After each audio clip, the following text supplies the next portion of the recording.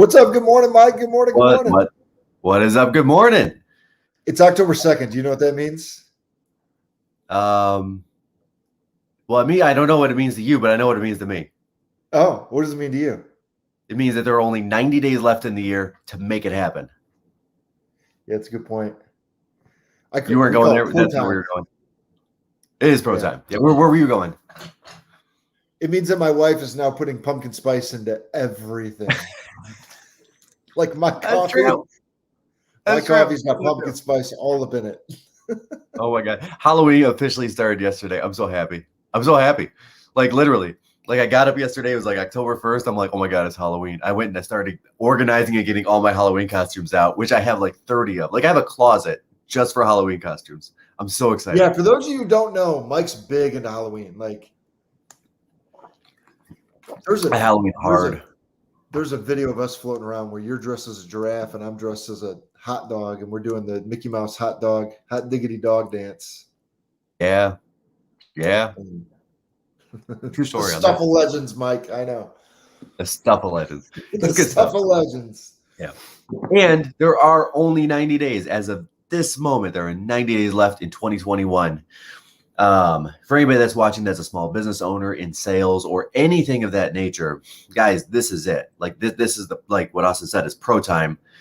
This is where we've got to pick it up. We got to cross the finish line.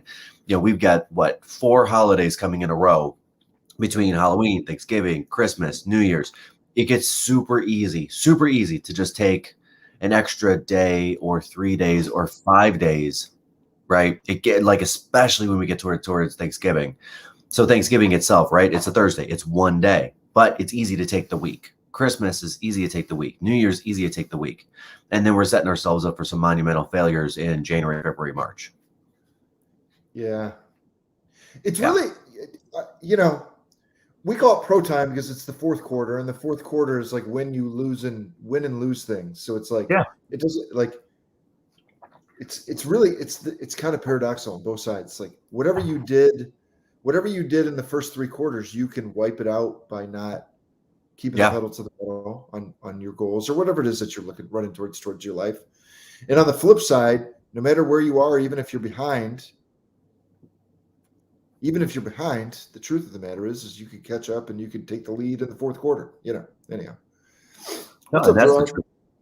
That is the absolute truth. And it's interesting because like I used to run my business as an even keel business, right? Yeah. So what that looked like for me when I was selling real estate was I would close around $900,000 a month every single month, 12 months of the year. And mostly because my effort didn't change. So people say, well, sales of all types, it doesn't matter if it's real estate or if you're in car sales or whatever that looks like, real estate sales of all types go down in the winter. And whereas there's a little bit of truth to that, there's just not as many homes being sold or cars being moved off the lot. The other truth is the competitors you're working against, let's just say other people in the same fields, whatever sales it is, they believe that, but they believe that story to be way bigger than it really is. So the numbers in real estate it's about a 10% difference between our highest month and our lowest month as far as number of sales go. But a lot of professionals in real estate believe it's more like 40 or 50%. And so they slow down their effort by 60 or 70% in the winter. If I keep my effort consistent through the year, then it doesn't really matter. I'm still going to just sell the consistent number of properties because the competitors went down 60% on effort and I kept mine consistent. It didn't matter that the number of homes sold went down 10%. I'm still going to serve the same number of families every single month. And that's how I win. And that's how you win in real estate sales, in car sales, in pharma sales. It doesn't matter what it is. It actually applies to pretty much any industry, which is true. I think it applies to everything, personal life, everything. It's like if you have health goals and you stay on top of it, and then you start eating a bunch of donuts, it's like it goes away fast. Anyway. Well, that's a funny thing. So there's this whole theory. So a while ago, I remember reading like there was this whole theory you needed a cheat day. Right? Yeah. You needed one day to just let loose, which would destroy, essentially 3 or 4 days of being good, but you still had 3 days of being good. Come to find out that's not actually the truth at all. Because what you're doing is in addition to just being healthy, you're rewiring what your taste buds go towards or away from. Yeah. So let's say you're doing like I do eggs, right? I'm a big egg guy. I eat 8 eggs a day, all of that in my goal of health. If I have my cheat day where I just go bananas and get like the French toast, and I do the brunch, I do the breakfast, the brunch, the deep lunch, the dinner, like have all of it. Not only have I just destroyed the previous 6 days of good work, I've also, again, inhibited myself because tomorrow on Monday, I'm going to, let's say it's a Sunday goal. On Monday, I'm going to wake up and be like, man, I really want that French toast. And it'll be easier to backslide into that. Yeah. So just don't do a cheat day.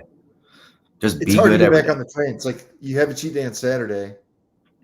You want to pig out on Sunday too. Yeah. Yeah. Why not? Anyway, That's good we're getting a little far afield, but it's okay. stuff. Fourth quarter pro time. Man, we got a bunch of topics today. We wanted to talk about interest rates. We wanted to talk about inflation. We wanted to talk about taxes. Yep. Of course, if you guys have any questions, look, we do this Q&A every single week, and I actually find the best content comes from questions that you guys have. So any questions that you have, make sure you throw that in the content or in the. That's fun. I wonder what the survey is about. Yeah. I've never seen that before. Survey? It's about hang up. It's still got to be an advertisement. They just labeled themselves. I think this is about hang up, right? It's about hanging up. What did you say? Yeah, it is. It totally is. Anyway, but yeah, so here we go. Here we go. Let's do it. Start with interest rates. Interest rates. Okay, so bonds have officially moved up. Our 15-year Treasury notes have moved up. And the reason being is not because the Fed is buying less bonds, right? They're not. But they said they were going to start buying less bonds, right? A lot of times our market fluctuations happen because of what people say, not what actually happens. We know this to be true, right? We can have somebody in some position of power or authority somewhere say something, and then it will affect the market. And we've seen Elon Musk do it with, Dogecoin as an example. Yep. So Jerome Powell last week reiterated what he said on August 27th and said, hey guys, we're buying 120 billion in bonds per month. We are going to actually start slowing that up January, February, March, somewhere in that time frame as part of our pandemic relief slowdown, rollback, rolling all that back. How the market was affected, and two markets were affected, was one, for the first time since July, interest rates crept up to and stayed above 3%, which again sounds like a really low number, and it is a really low number comparatively to my first home loan at 9.5%, but 3%.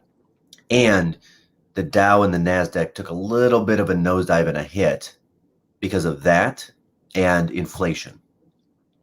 Yeah. Right. And inflation came out. The inflation numbers have been coming out all week, and they're not looking very pretty. So this is how this works. So when the Fed buys the rates, essentially the bonds on the secondary market, the more they buy, the lower the interest rate. Right. Easy enough. Yep. If they start slowing up on bond purchases, the interest rates will have to go up to get private consumers to buy more bonds. Yep. Because it's literally, like you and I aren't going to sink a bunch of money into something that's going to pay us 1%.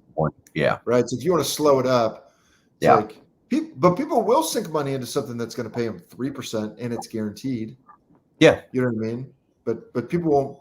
So anyway, so that's the tug of war. And if the Treasury is paying out 3%, right? If these bonds are paying out 3%, that means that the interest rate has got to be 5%. Yep. Because there's a space in between where they have to pay the servicers of the loans, pay the guy going to get the loans, paying all of those things, all of those costs. And then the top number is the actual interest rate that's paid by a consumer. Yeah. So to get me to buy a bond at 3%, that means interest rates have to have hit 5%. Yep. I'm not saying that's where they're going. I'm just saying that at this moment in time, we are just a hair north of 3. I think, in prediction, we'll see in December if I'm right. But I think we're going to see interest rates middle end of the month come back below 2 a little bit. And then in January, we're going to see it above 3. And that 3 number is going to be a permanent number. Yeah. And when he's saying 3, by the way, guys, he's saying a 30-year fixed interest rate on a mortgage, which is how it applies to our business. But interest rates don't just impact in mortgage business, obviously. I mean, these are the same. It also impacts on your car loans and on your, on your credit cards and, Mm-hmm. everything, right? It's like interest rates on everything. So Yeah. on all your borrowing. So by the way, what's the implication there? Well, and then there's two implications there. One, if interest rates probably could go up on car loans a little bit because they're still having a massive issue with getting cars out onto the street, right? Yeah. This whole chip issue is still ongoing. We'll talk about that, and that's part of the inflation thing. But the other part of it is, okay, so let's check out, Ford Motor, right? They're putting out that new F-150, the electric version, and they thought they were going to hit around 45 or 50,000 sales, and now they're re-anticipating over 100,000 sales a year because they now have the orders for it, right? Yep. So Ford Motor has two choices. They can either fill the orders or not fill the orders. Now, to fill the orders, that means that they need to redo the infrastructure of whatever plants they're using, right? And then hire the people. Add shifts, add machines, like shift over from one product to another product. Yep. And this is millions upon millions of dollars to do so. And they don't want to do it with their own money. They'd rather go borrow money. So as the interest rate goes up, the cost benefit of either filling orders or saying our orders are full changes. So if interest rates go up too high, Ford Motor will say, well, shoot, we're not going to do a $280 million revamp of this plant. And because what they're going to do is they're going to take that $280 million, they're going to spread it out over a 10-year run in a loan because the loan itself costs too much and our profits on the F-150 are this low. So it's no longer worth it. So instead of filling 150,000 F-150 orders, they'll say, nope, we're good at 60,000. We're good at 50,000. And therein lies the problem because that affects employment itself. Right? Yeah. Which, I mean, let's be real. The unemployment rate is still moving down and it is becoming extremely hard for employers to fill those seats. Right. And we've seen it on like TikTok and all that stuff. Yeah. Mike, front page on CNBC this morning. It might have been yesterday. CEOs are super frustrated because we don't know how to hire people. It's like, oh my God, dude, I saw a TikTok the other day that just came out that was hilarious. The guy's like interviewing a guy. He's like, okay, you brought a resume, and he showed the resume, and it was just like a smiley face with eyebrows. He's like, oh, and you went above and beyond. You put eyebrows on. Hey, can you breathe on this mirror? Yeah. Yep, there's fog. Okay, you've got a job. Can you start Monday? Oh, you don't work Mondays. Okay, well, how about Tuesdays? And like he got it down to like Tuesdays for 4 hours for money, but only if he didn't have money left over from the week before, he would show up that Tuesday. It was really funny. And at the end, the CEO was just like all kinds of happy, like, oh, I got one. Yeah. And that's the truth. By the way, all kidding aside, if you're in a job that you don't like, there's a real opportunity to make a switch right now. There's a real opportunity. There's a job where you think you're underpaid. There's a real opportunity to leverage that and get more money right now. There is. Yeah. There is. I don't know how else to say it. And by the way, we actually see it on our end. We see a lot of folks that have like teachers or former engineers or like all kinds of different stuff.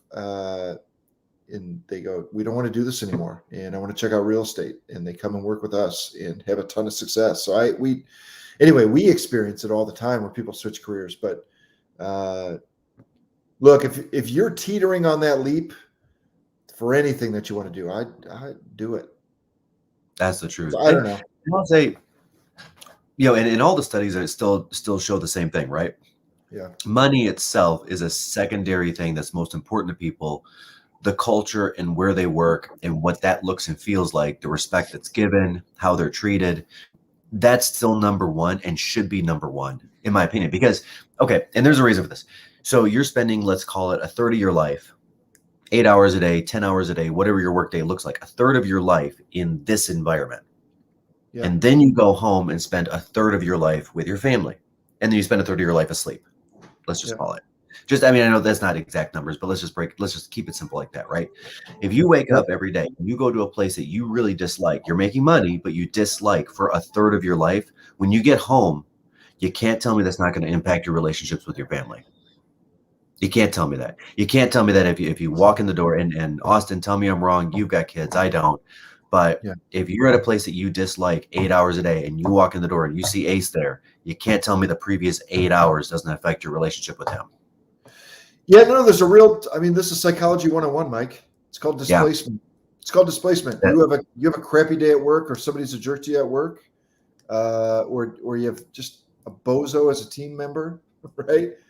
And you Yeah. take it out on your spouse, who then in turns takes it out on your kids, who in turns takes it out on the next kid, and it's like it matters. Yeah. And I'm not talking about like if you have like one bad day at work in the last 30, that's life, guys. That's life. And I'm sorry to tell you this. I'm sorry to break it to you. And millennials have already figured out. I have.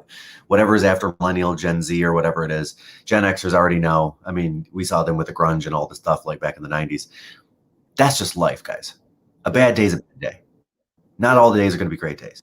But if you look back at your job and you're like, the majority of my days are bad days, it may be time to start looking around, to jump on Indeed, to fill out a couple of apps, to have a couple conversations with some friends and family members and say, hey, I'm feeling kind of stuck.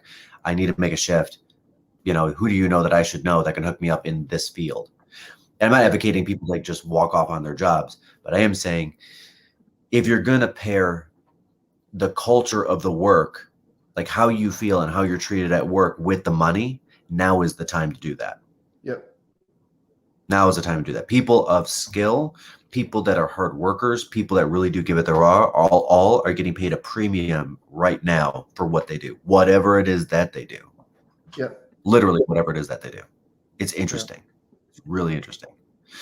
Yeah. All right, we're in the weeds. All right, so all right, back to interest rates. Okay, interest rates. So interest rates have ticked up above 3% based on the news, not reality, the news that the Fed is going to slow up by 10 or 15% its bond purchases, right? Yep. Now, anytime this kind of thing happens, we've seen this happen a couple of times this year, a couple of times over the last 5 years, all of it. I mean, this is a usual cycle. So the Fed, whoever it is, whether it's Jerome Powell or Alan Greenspan or any of the Feds, come out and they say something, and the shock waves in the market are immediate, and then nothing actually happens, and then it reverts back to what it was before. So Jerome said this week, we're going to stop buying bonds, or we're going to slow up on buying bonds. The shock waves for interest rates were immediate, right? And we saw that even last week when Keith was on, and he was talking about how interest rates have moved up. Now, wait 2 weeks, we're going to see those interest rates tick back down to a 3 even, 2.9, 2.85, 2.875, somewhere right in that range, and probably hold for the rest of the year, right? Yeah. Because the other side of that interest rate bump up, right, was we saw September was the first month in I don't know how many months where the Dow and the NASDAQ both ended up down, right? Yeah. And part of that had to do with this because the NASDAQ was scared, right?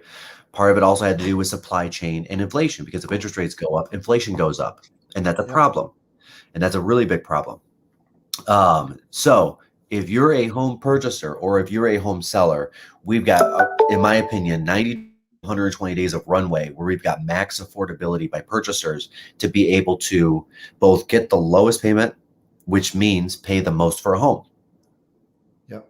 That's simply what that means. That is literally what that means. Because at the end of the day, if someone is willing to loan me $1 million for a home and they're only saying you got to pay me back at $1,000 a month, I'm going to go buy $1 million house. Sure. Because I don't care what I pay for the house. I care what I'm paying every month for the house. So and I'm a ding, home ding, ding. This is where it all comes to a head. Ready? So it's like, yeah. Okay, interest rates are going up. Inflation's going up. People are right. It all comes down to affordability. Now, here's what's really interesting. It's like most of my clients, I mean, what would you say? We probably do 5% of our transactions are cash deals. Maybe. Yeah, about that. So 95% of our transactions involve some kind of mortgage. Of those 95% of those transactions that involve mortgage, what percent do you think are 10% down or less? Probably 60, 70. So whatever. So let's call it 60. 2 out of 3 of our transactions are 10% down or less, right? I don't think that's that out of line. Maybe somewhere in there. Maybe 3 out of 5. It doesn't matter. Right. Anyway, so it's like, okay, well, that means that 2 out of 3 people need to use a mortgage, need to leverage a bank, and they're only putting 10% down. So it's like, okay, well, if a home costs $350 versus $300, and you're putting 10% down, It's like, it's not that big of a difference. 10% down on 300 is 30, and 10% down on 350 is 35. It's like only $5,000 more down, right? Yeah. But then what's your monthly payment? It's like, okay, well, that's interest rates. And then, okay, Yeah. what am I paying for everything else in my life? What am I paying for on groceries? What am I paying on my car loans? What am I paying for? How much did I have to spend on a car? What did I have to, like, that's all they do with inflation, Mike, is they just take a big basket of goods, hypothetical basket of goods, and just like, how much does that basket of goods cost versus what it would have cost a year ago, 5 years ago, Yeah. 10 years ago? That's how they measure inflation. Seriously, it's that easy. That's right? it. And It's so when that you easy. look at all the stuff that you got to buy, my guess is you guys are already feeling it. It's like inflation's going up, supply chain's getting banged. Now if we add into the element of interest rates, it's like you're going to get the average American is just getting more and more squeezed. It comes down to affordability. And that's it. Which, And then, and here's the way we've experienced that in Yeah. the real estate market. It's like we were taking off like a rocket for a long time on home values, and now we're still going up, but it's slowed down to more like normalized. Yeah. Now the next kicker in this, I think, and I just don't know what's going to happen, and I'd love your insight, but I think you are going to see a lot of people go back to work. Like there's the largest gap between unemployment and jobs open that's ever existed in American history. And I don't know what you're going to see people switch, but I think you're going to see people switch jobs, and I think you're going to see wages increase. Is where I'm going. No, Sorry. I Yeah. think you're going to see wages increase. So it's like, okay, what does that look like? Yeah. You know what I mean? And they are increasing. And like you really struck me with the go back to work part, because at the end of last month we were at 5.8% unemployment. I'm anticipating, and again, don't quote me, guys. We've got 4.5 days until this number comes out, which I'd be really interested to see if I'm right. I think we're going to see unemployment at 5.4%. We're not going to tick down 0.5%, but it's going to be pretty damn close. And at 5.4%, we did go back to work. At 6%, we did go back to work. We're already back to work. People that want jobs. Okay, this is a funny one. I saw a TikTok the other day. This is really funny to me. Obviously, I spend a lot of time on TikTok. Clearly, yeah. This is like a new thing. Yeah, right. I know. I just think I get sucked in. I watch one, and then an hour goes by, and then we're back. But where this girl had done she had called Walmart in one phone and Best Buy in the other phone, right? And dialed them both, the customer service lines both at the same time. Have you seen these? I've seen the one with the pizza places where the guys get it was really funny. Papa John's guy wants to beat up the Domino's guy. Yeah. So these two guys get talking. The guy's like, "Wait, how much do you make per hour? You're making 12? Oh, we started at 16 per hour, and we've got this and this and this. Oh, dude, I get a referral fee. Dude, what's your name and number?" And he literally is recruiting him on a wrong call. But there's truth to that, right? So the Best Buy kid at $12 an hour is going to leave that job and go work at Walmart for 16. And it's true. And that's where we're at right now. I mean, Costco does not start under 15 an hour. It doesn't. We're going into holidays. Amazon's trying to beef up its workforce preemptively with 125,000 hires this month. Because they also feel that holiday is going to happen early because of the supply chain issues, right? We've seen the articles coming out about order your Christmas goods early, and this week is probably a good week to do that, by the way, because we have supply chain issues, which is causing inflation. Because it doesn't matter if the goods are coming to port or not, Christmas itself is still coming, and people want to give their kids a good Christmas. And if that means I got to pay $1 more for a toy, or I got to pay $1 more for a dinner because food supply chains are wonky, I will pay $1 more. I'll pay 10% more because I want to provide a good experience for my family. It may mean a smaller experience. It might mean a smaller experience, but it's still going to be a good experience, right? So if I'm a parent and I've got kids and I'm looking at the toys and we're not doing Toys R Us anymore, obviously, but we're doing like Target or Walmart or Amazon, we're seeing those prices go up 15 or 20%. It doesn't mean that we're not paying them, because we are going to pay them. It just means that instead of, Timmy getting 4 toys, he gets 3. Yeah. Does that make sense? By the way, I already ordered your Christmas gift. Mine? Yeah. Oh, that's awesome. I haven't started yet on anybody. I'm lying. I have no idea. I'm like, that just happened? Yeah. Actually, that's not true. That's not true. I've got one Christmas gift book. I'm going to do a video on this, guy, so don't forget to subscribe to the YouTube channel. But if you're like me, you've got family coming in from out of town, and my mother, who actually went in for surgery, and she's doing great, by the way. She is not going to be able to. It's just going to be a big strain on her to cook Christmas dinner, so to speak. Yeah. You know what I mean? Yep. My dad, while great in the kitchen at the Italian dishes, gets lost in the kitchen at the holiday dishes. My brother-in-law, who's an amazing cook, also likes to use every damn pot there is in the planet. And just it's it doesn't matter how big the kitchen is, the mess gets bigger. And we love you, James. You're great. But for Christmas for the family this year, I'm actually ordering several meals and having it like done, like takeout Christmas, like real Christmas meals and everything. But just to kind of de-stress the situation between, my mom feeling that she can't provide dinner, my brother-in-law, so he can spend the time instead of just in the kitchen, like with family. So I'm going to do a video on that, the top 5 places around Metro Detroit to cater Christmas. Oh, I also found it wasn't nearly expensive as I thought. Like we're feeding 6 people, and each meal's like $120. It's not much. Yeah, it's not as much as I thought, and that's a nice meal. That was not the cheapest place. That was like a good upper end place. And yeah, sure, it's $20 a person, but I'm talking like a 6 meal. That's legit. I don't know if I could create that. If I went to the grocery store right now, no way. I guarantee you I'd be spending $120 at the very minimum just getting the stuff. No way. There's no way. There's no way. And also, you got to start putting those orders in, this month or so. Because again, things are backing up. Which kind of pivots over to the next one, which is inflation. Guy. And I will be the first one to say I missed the mark on this. I thought end of third quarter, we'd see these numbers really rolling back hard. And the inflation numbers have started rolling back, but nowhere near what I was hoping.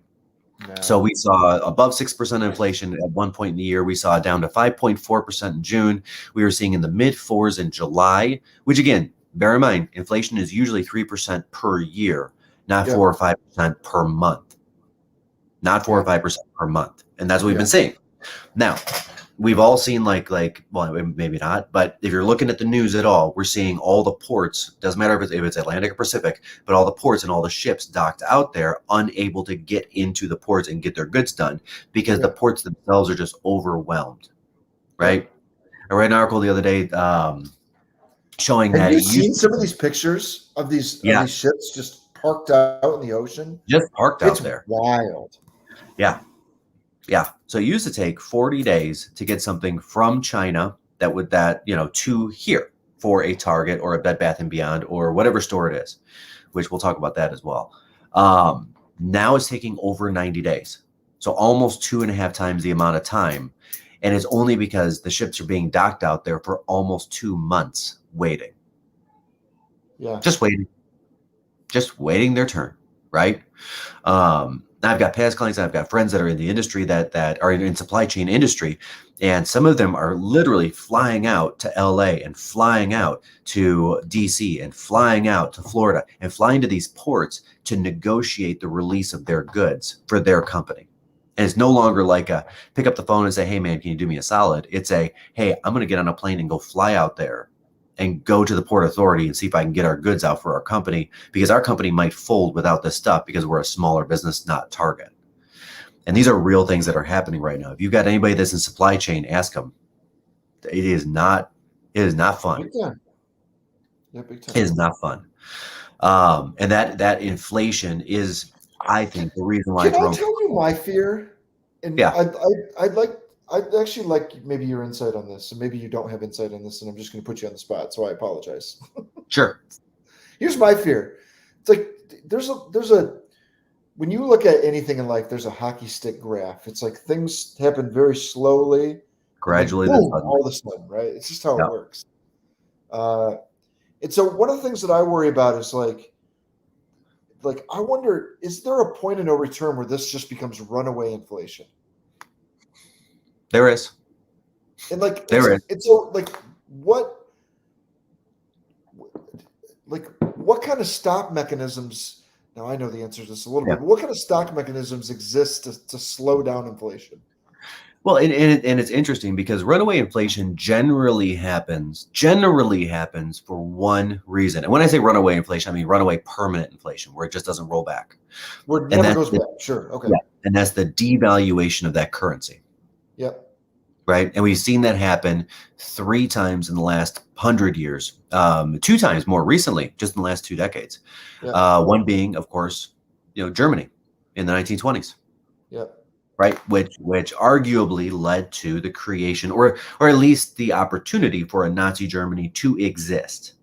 And had the German mark not devalued by a factor of 1,000, would Nazi Germany actually exist? Because while the rest of the world was in boom times, the German mark kept moving down, which perpetuated poverty among the masses, which allowed all of that to happen. And that's a topic I could dive on. I mean, that's an hour. That's a full hour. By the way, that's the scariest of these scenarios, in my opinion. Yeah. That's a good point. I mean, it really is, though. Yeah. Second and third, I'm looking at Greece 10 years ago. Yeah. Right. When their currency absolutely devalued. And it wasn't even Greece because they're part of the EU, but Greece itself had a devaluation of goods. Yeah. Right. And because their devaluation of goods, like there's a balance between exports and imports, but you can still be exporting the same thing. But if the value of that thing goes down 50%, you're only bringing in 50% of the dollars. The money going out doesn't match the money coming in. And that puts a squeeze on that entire economy, even when there's a European Union with all the same currency. Yeah. The third one, which I'm actually watching right now, I'm kind of wanting to see how this unfolds over the next 12 months, is Lebanon. I mean, Lebanon's currency has been devalued by a factor of 1,500. With Lebanon, they had the bomb that went off in the port by accident, right? And I'm not going to conspiracy theory out this thing. I don't. It's not that I don't care. Sure. I'm just not going to. The context of this conversation doesn't matter. Sure. Yeah. Purposeful or not, doesn't matter. So that happened, and that created a panic, an economic panic in Lebanon, which caused a destabilization and then started bank failures, right? Yeah. Because they don't have an FDIC like we have. So X amount of their dollars, 100,000 of their dollars, whatever it is, are not protected like we are. Like with us, if our banks get destabilized, and here's the reason why they don't, and they really didn't back in 08, 09 either, because we have the FDIC.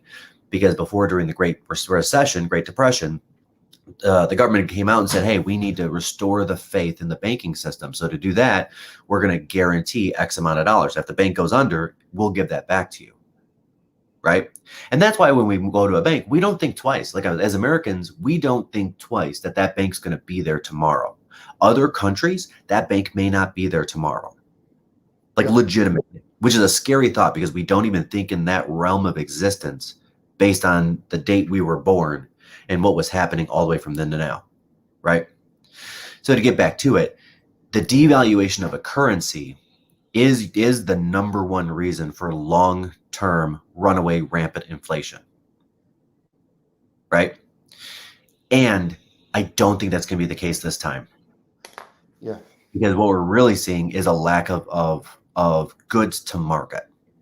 Now, by the way, there's a lot of folks that look, if you go onto YouTube and you type in devaluation of currency, there's a lot of people that, right, you could go down a deep dive on the gold standard, and you could go down a deep dive on all this stuff. There's a lot of people that think that the currency is devalued or being actively devalued. They actually think there's a lot of folks that think that COVID was part of that plan, right?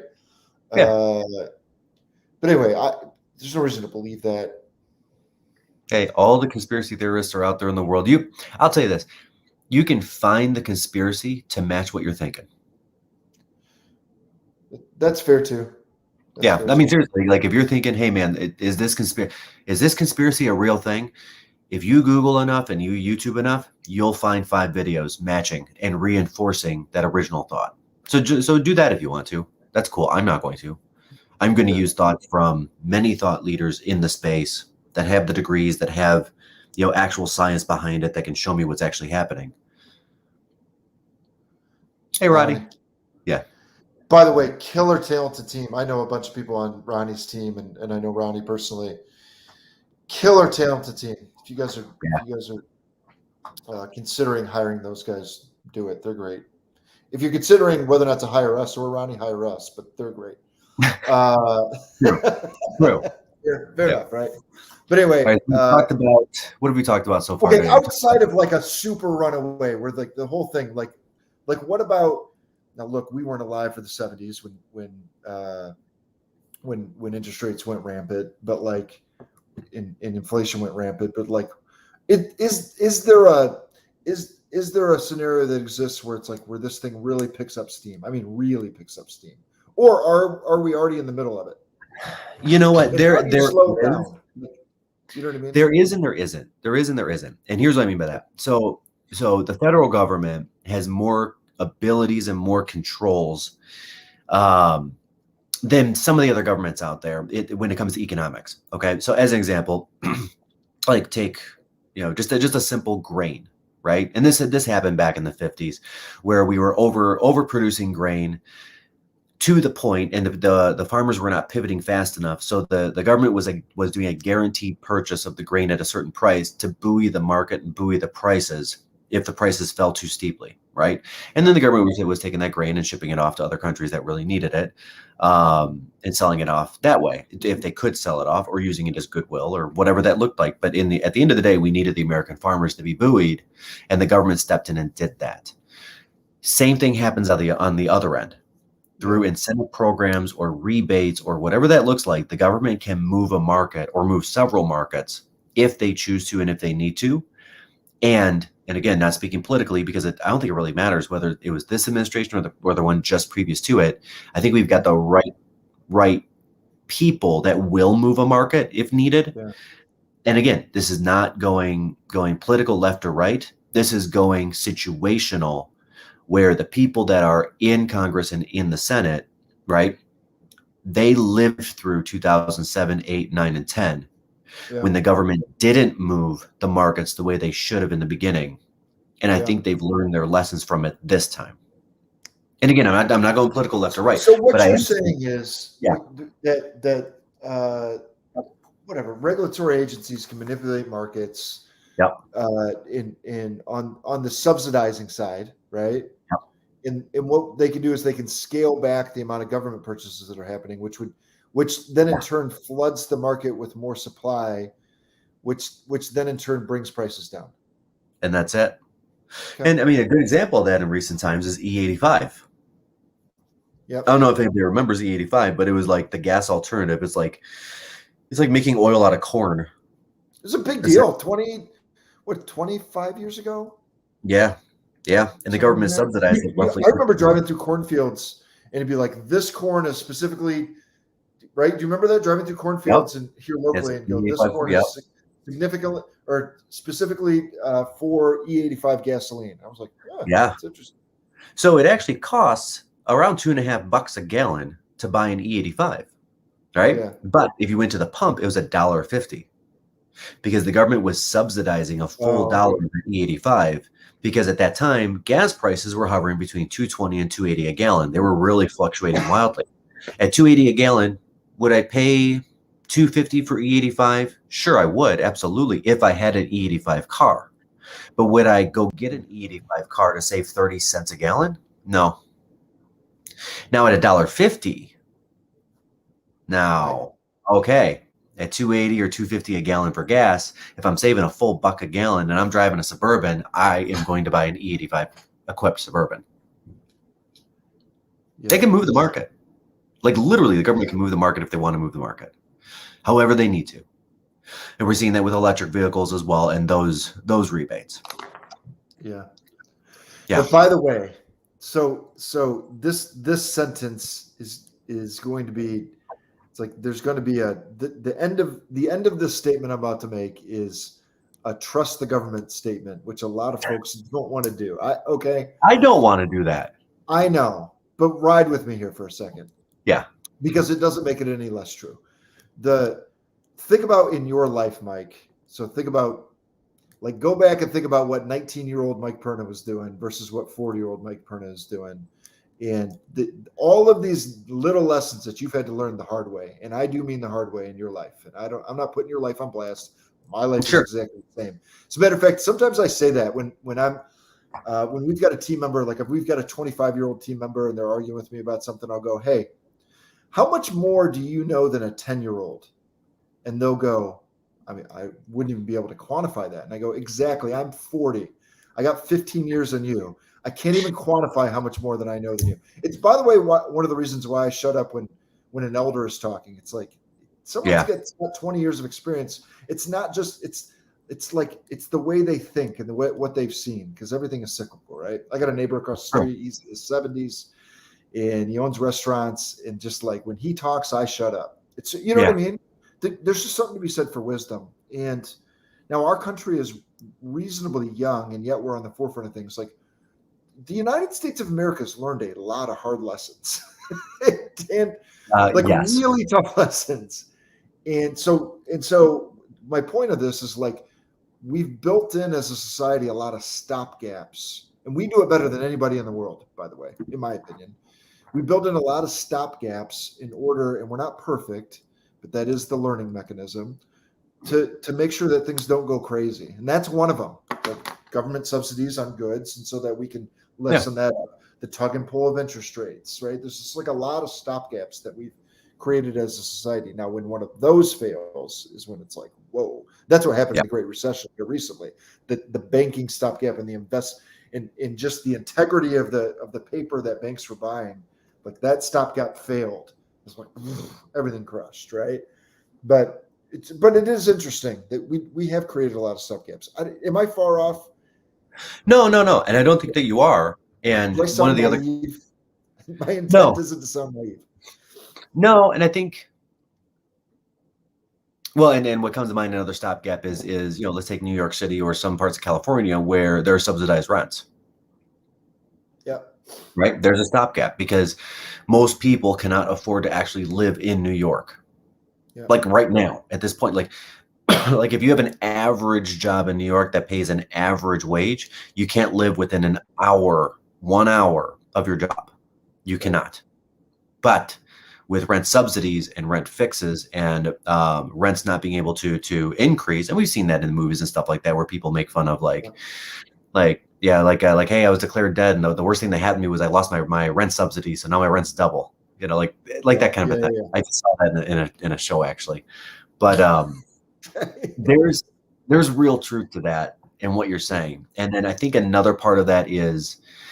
And I've spent a lot of time thinking about this. We have the means to do it, whereas most other countries do not. Right, and then there's a whole series of thought as to the why the United States has become the United States and become the greatest country on earth, not just because of the people, but because of the situation and the time. Right. Sure. There's a lot of truth to that, right? So we have almost every natural resource that we've needed for 200 years. Yep.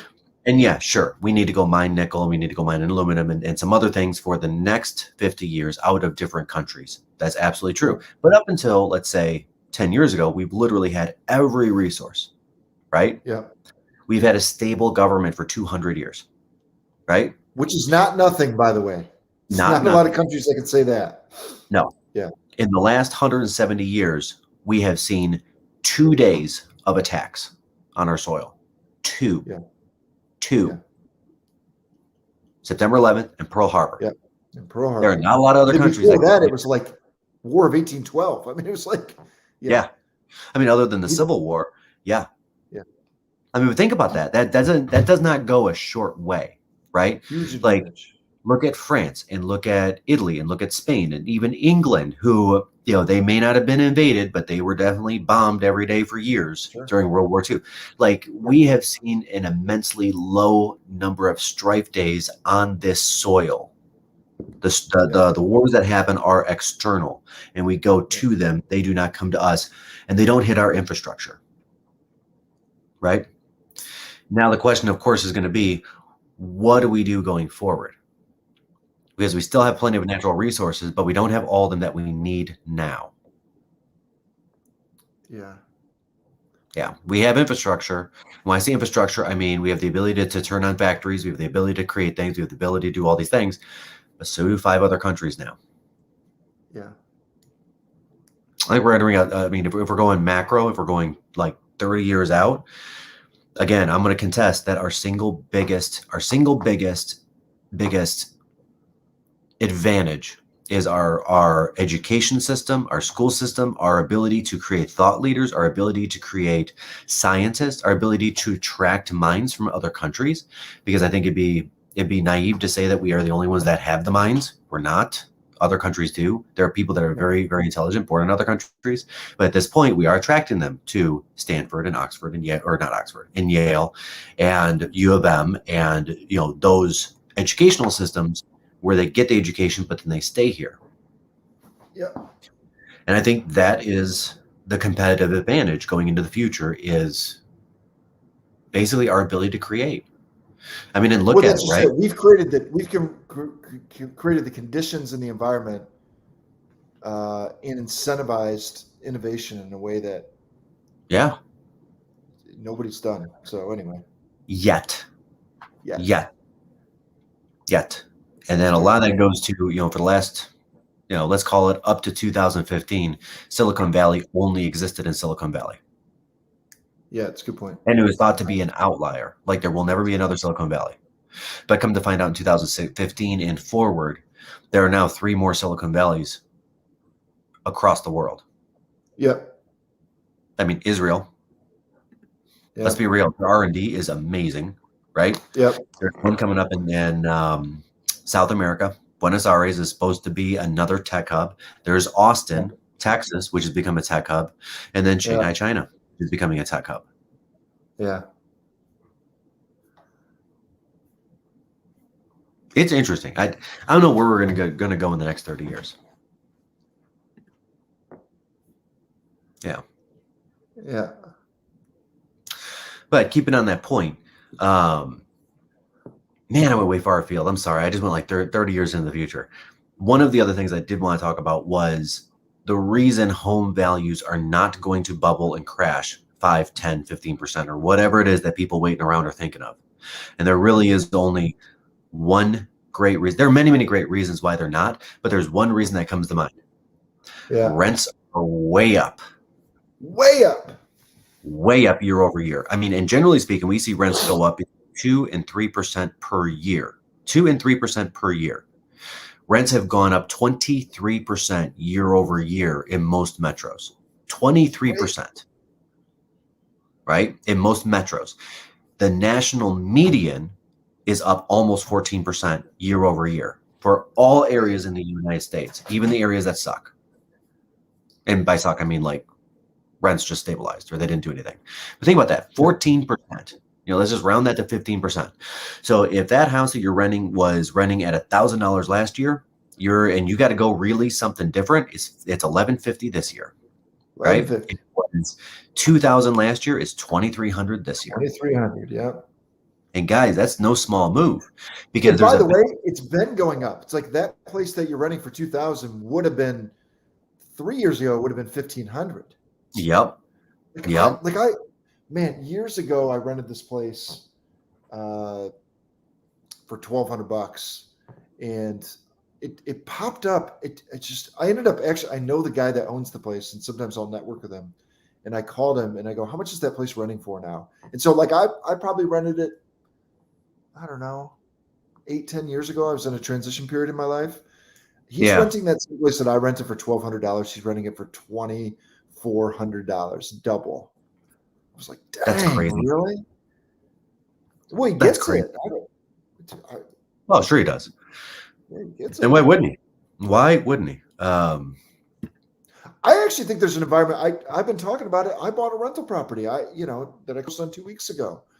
I really think that there's a really good environment for rental properties, and you got a lot of people that want out of rental properties because of the pandemic and all that, and you couldn't evict people, and there's a real opportunity, I think, on the rental property side of things. Anyway, so I bought one. What's interesting is the offers that have come in have been really interesting on that to get at least. Go ahead. I was going to ask you, can you see the new comments on there? All it says is new comments on my screen, but I can't see it. Yeah, it just says here's the latest one. Where can I see current rates this month? Oh yeah. Where did you get that data? Yeah, we can get that data by city, by zip code. Absolutely. Yeah. And then we can also break it down by property type. We can break it down by the size of the property, number of bedrooms and bathrooms. Yep. Absolutely. Absolutely. That we can do. It's easy for us to pull that data. Yeah. So if you have like a certain city that you want to be in or whatever, we can pull that data. This is interesting. I cannot do. Oh, wait. There we go. Huh.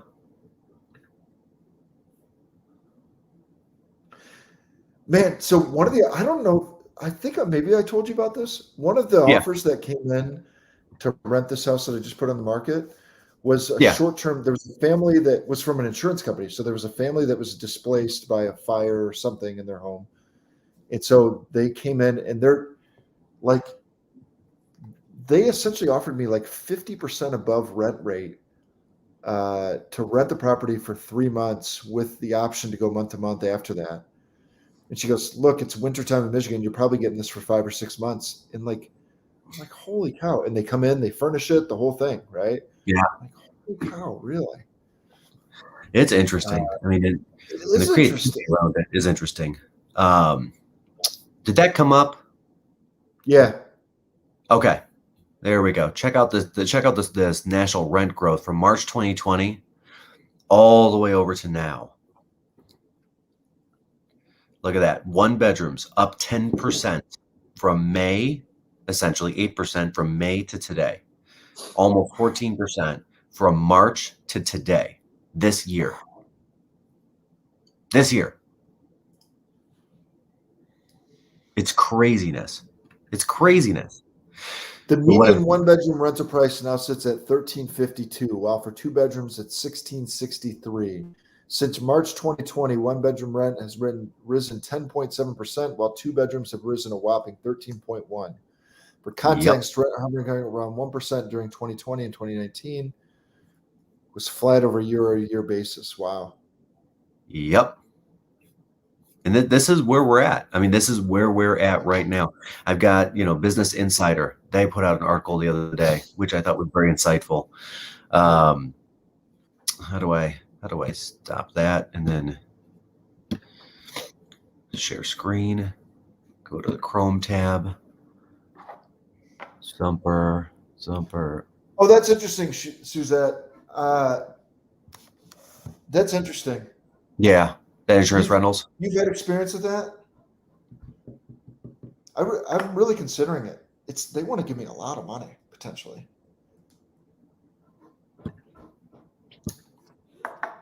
There we go. Business Insider. Rent is way too high. That's the name of the article. September 27th. And they're talking about rent prices have jumped as much as 13% nationwide since last year. That's compared to a 1% increase in 2020 and stagnant in 19. Pre-pandemic, it was stagnant. The trend is driven by demand for multiple generations and mirrors the frenzied sales market. Craziness. And this is where we're at, okay? So this is where we're at right now. So if we're seeing a 13% jump in rent, as rent goes up, it pushes people into the real estate market to go buy property. Yeah. Simple enough. Because there comes a point in time where the rents go so high and somebody looks at that mortgage. I lost my coffee. Somebody looks at that mortgage and they're like, you know what? Forget it. If I'm only saving $100 or $200 a month by getting a mortgage and buying something, great, I'll keep renting. But at $400 or $500 a month, now I'm going to go be a homeowner. Big time. Right? And so with high rents also come more landlords, which again continue to put the squeeze on inventory. And Austin, that's a good example. You were telling me you picked up that rental, right? Would you have picked up that rental if rents were at $1,500?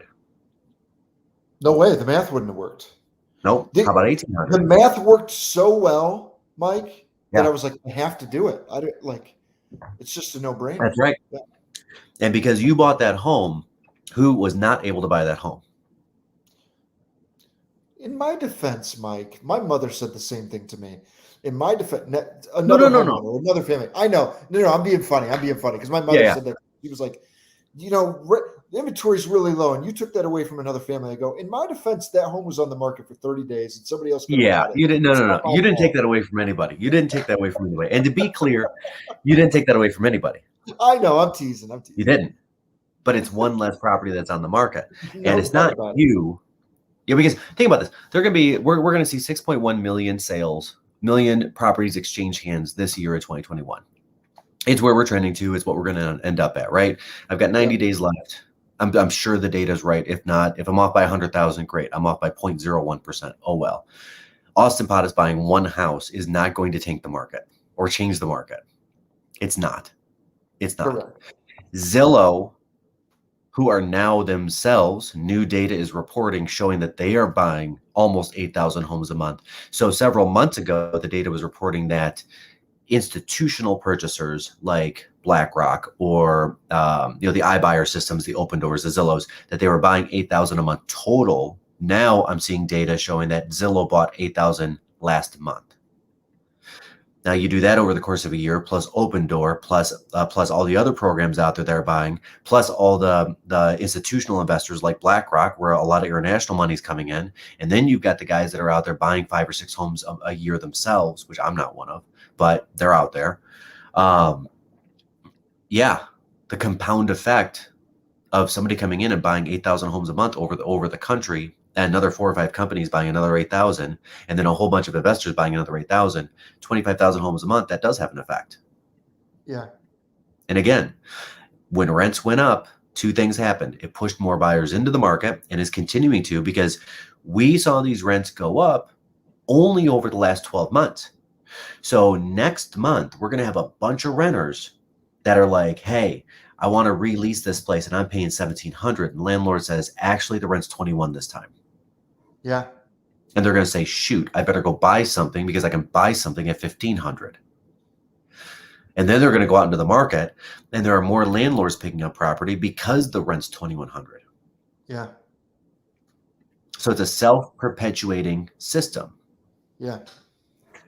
And yes, I get it. And we get this every single day. People saying, hey, we're waiting for the bubble, waiting for the bubble, waiting for the bubble. Well, the same people have been waiting for the bubble for 4 years. I've heard that literally every month, every week for 4 years. Yep. 4 years. Where's this bubble? And would they have been better served sitting and renting for the last 4 years or just buying something? Yep. Mike, question. So someone that's considering buying a rental, right? Yeah. How would you tell them to set themselves up from a tax standpoint and from a LLC standpoint? That's a great question. So if you're considering buying a rental, which by the way, guys, it is a great time to buy a rental, because the rentals are not a good rental versus a poor rental is not predicated upon what you pay for the property. It's predicated upon how much spread can you get, right? Like how much you get for rent versus the total cost of the property, the price, the maintenance, the taxes, the insurance, all of that.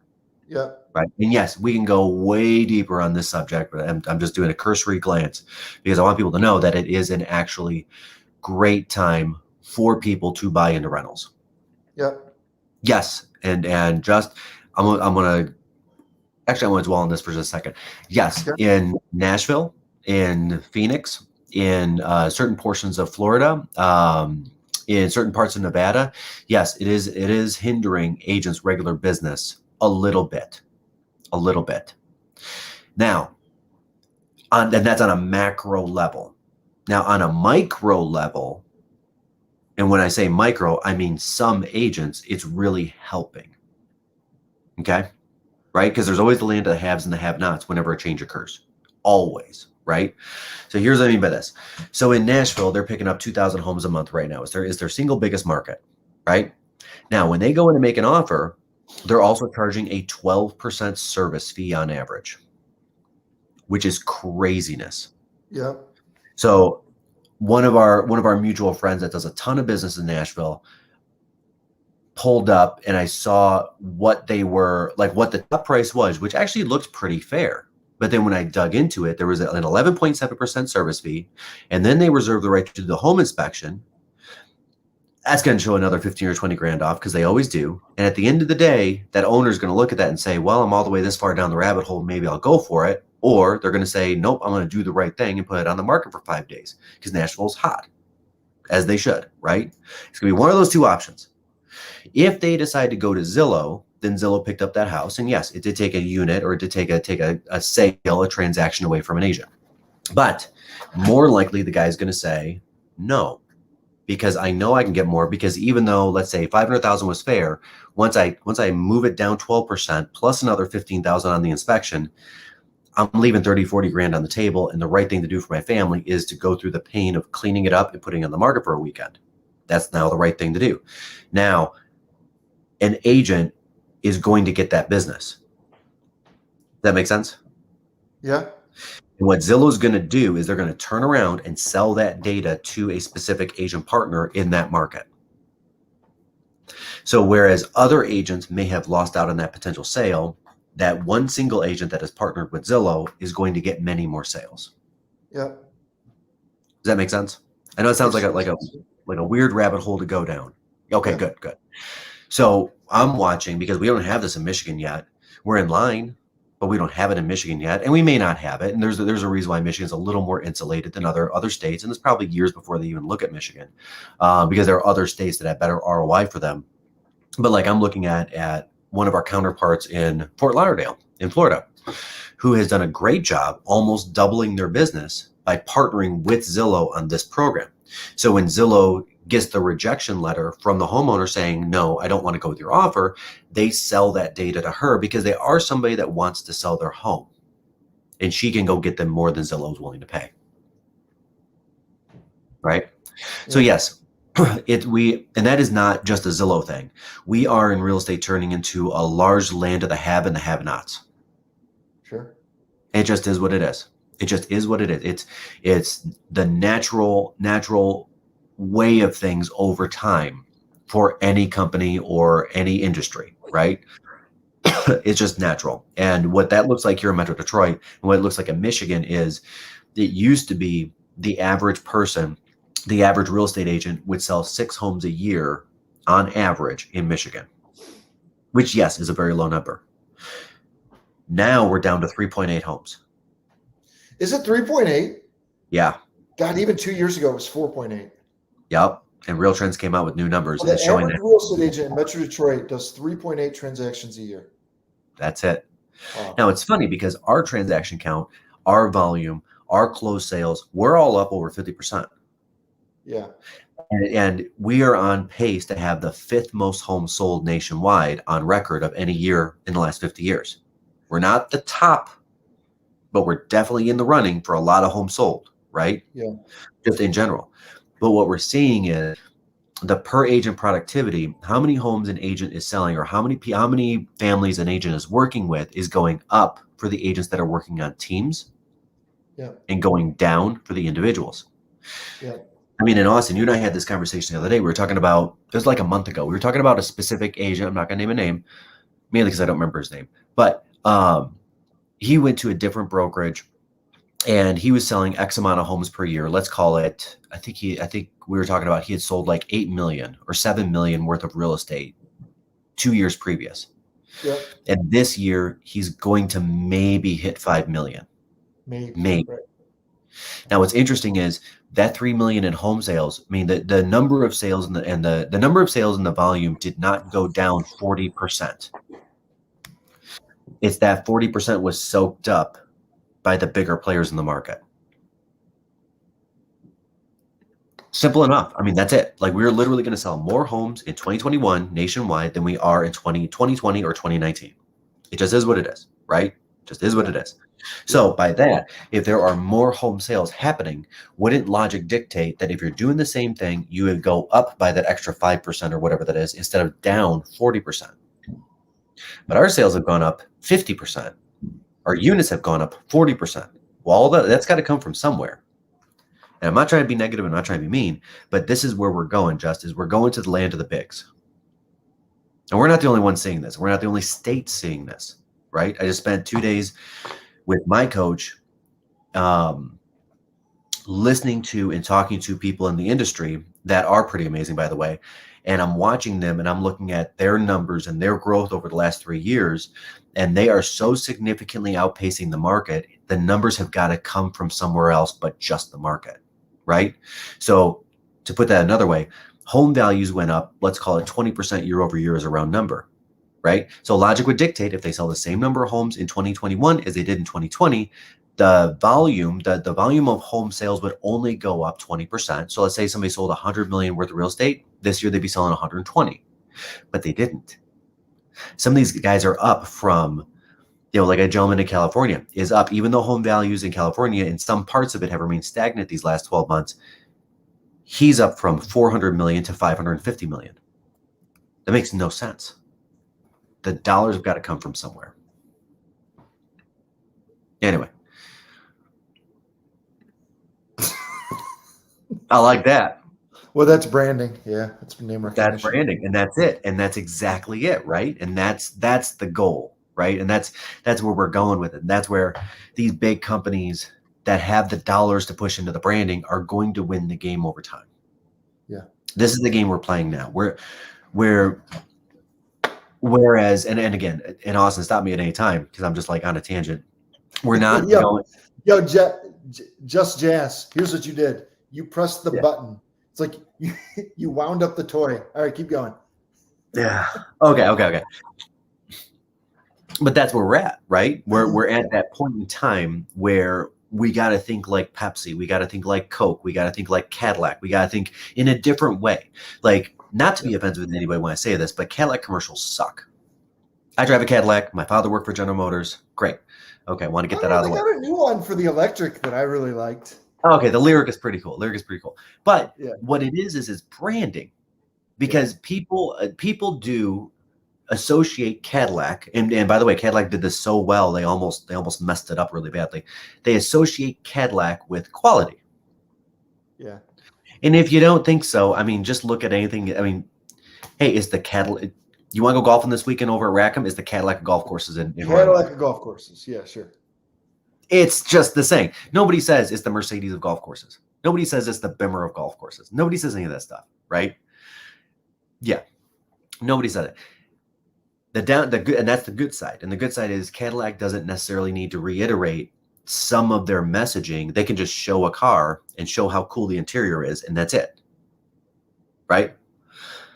That's the power of the brand. Now, where the brand can go too far is sometimes when it becomes synonymous with the product itself. And there are a couple good examples of that. So, can you hand me a Kleenex? Sure. Hey, what type of Kleenex do you have? I have Scott. How about elevator? You want to take the elevator? Sure. Who's the elevator built by? Otis. Yeah. These were all companies. And the companies did such a great job with their branding. The name of the company became the actual item. If you're in the South, can I get a Coke? Sure. What kind of Coke? 7-Up. Yeah, sure. And that's where Cadillac was going for a while. And so they've kind of pulled back a little bit, because once you become the Cadillac of something, the Cadillac itself loses its brand equity and value, because they're becoming a thing or an abstract, not a car. Okay, I just totally nerded out on that marketing concept. I'm sorry. Tip your wait staff. Yeah, do that. What is it? I said tip your wait staff. I don't know. Tip your wait staff. That's where it went at. It's true. All right, guys. We covered a lot. We didn't quite get to where you want to get. What's that? We didn't quite get to the thing that you want to get. I go to Discount Tire or Bell Tire. I go to a brand. Yeah. No, so guys, inflation is up. I made a missed call 3 months ago and thought that in Q3 inflation would get back in line around 2 or 3% per month. Not totally in line, but back in line. And it's the supply that are having problems. I will own that. And I do believe that we are going to get this back and shored up in Q1, not Q4, Q1. Because with Christmas and with the extra strain on retail and the extra strain on Amazon and Target and the malls and all of that that's coming up, I don't think that even if we did get the supply chain issue under control today, we would still need 90 days to catch it up. So I still think we're 90 days out from getting it under control, and then another 90 days into quarter one from seeing this really happen. Now, if this does continue this way, will Jerome Powell decide to keep buying bonds in quarter one and push off that interest rate increase? He might. He might. I mean, Janet Yellen, her last name is Yellen. She's going to yell at him to keep buying bonds, essentially, right? That's her job. And if that happens, then we'll see the interest rates stay low. And I wouldn't bet on it either, because this supply chain issue has become such a large enough national issue that at some point in time, the dam's got to break and something has to happen. And once it does, then Jerome's going to start pulling back on purchasing bonds. And once that happens, we're going to see a 3.25 or a 3.5 interest rate. And then that's a domino effect into a 3 or 4% a year increase in sales prices, not the 10 to 20% that we've seen these last 24 months. So if you're looking to buy a home, get into a home. If you're looking to sell a home, go sell a home. It's all about monthly payment. It's all about monthly payment. It's not about the price on the sticker, unfortunately, right? So even if home values go down 10%, but if interest rates go up 1%, just one singular percent, you're actually worse off because you're paying more per month. Simple enough, right? Yeah. Same thing, home sellers. Chances are pretty good you got to go somewhere, right? Where you're going to go is going to either be more costly or less costly on a monthly basis if you wait and interest rates go up. And that's all I got. Okay, that's it. All right, take it home. That's it. That's what we got. I appreciate your time today. I got a crying baby. I'm going to go take care of it. Yeah. Good job by you today. Good job by you. Thank you. See you guys. All right, guys. Next time, bring questions. And just thank you for bringing your questions. Anybody that has questions, I'm happy to just go nerd out on any topic anytime. Thanks, everybody. Enjoy the day. All right, see ya.